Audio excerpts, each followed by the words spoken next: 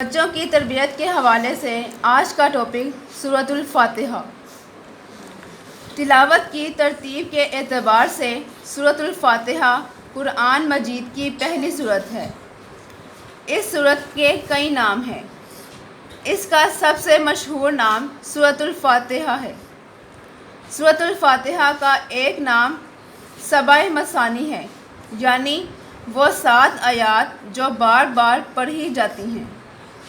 اس سورت کا ایک نام سورۃ الصلاۃ ہے، کیونکہ اس کی ہر نماز میں تلاوت کی جاتی ہے۔ اس کا ایک نام سورۃ المناجات ہے، کیونکہ اس سورت میں دعا مانگنے کا طریقہ سکھایا گیا ہے۔ سورۃ الفاتحہ کا ایک نام سورۃ الشفاء ہے، کیونکہ اس کو پڑھ کر دم کرنے سے مریض تندرست ہو جاتا ہے۔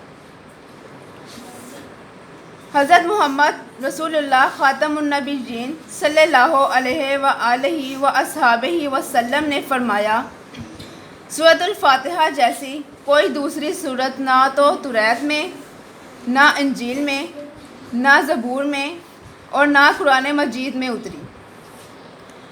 حدیث مبارکہ ہے، حضرت محمد رسول اللہ خاتم النبیین صلی اللہ علیہ وآلہ وسلم کو 2 ایسے نور دیے گئے جو آپ خاتم النبیین صلی اللہ علیہ وآلہ وسلم سے پہلے کسی کو نہیں دیے گئے، یعنی سورۃ الفاتحہ اور سورۃ البقرہ کی آخری 2 آیات۔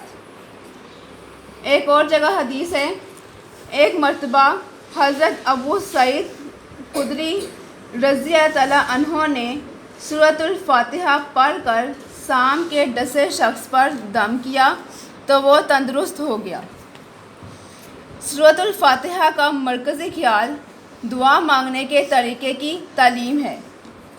اس سورت میں بندہ اللہ تعالیٰ کی تعریف اور شکر ادا کرتا ہے، اپنی بندگی کا اظہار کرتا ہے اور پھر اللہ تعالیٰ سے ہدایت پر استقامت کی دعا مانگتا ہے۔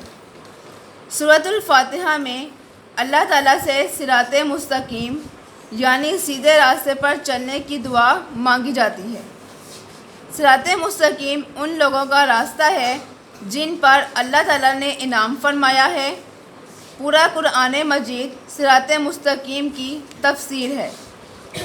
سورۃ الفاتحہ صراط مستقیم پر چلنے کی دعا ہے اور پورا قرآن مجید اللہ تعالیٰ کی طرف سے اس دعا کا جواب ہے۔